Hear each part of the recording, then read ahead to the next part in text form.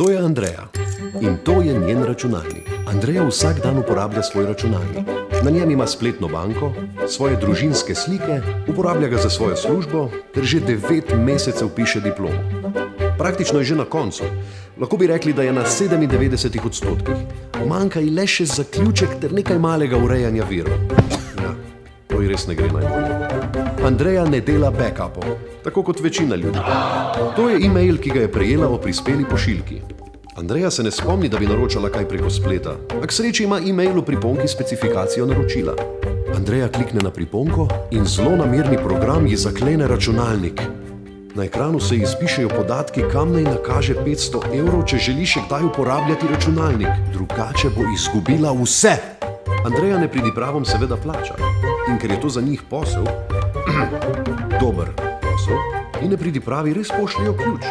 In ker se Andreja uči na napakah, bo zdaj takoj naredila backup. Andreja? Andreja? Alo? V glavnem, ne biti kot Andreja. Ali Beno, Anja, Mojca ali Tit. Za nasvet se obrni na varninainternetu.si. Svetujemo in pomagamo vsem Andrejam tega sveta.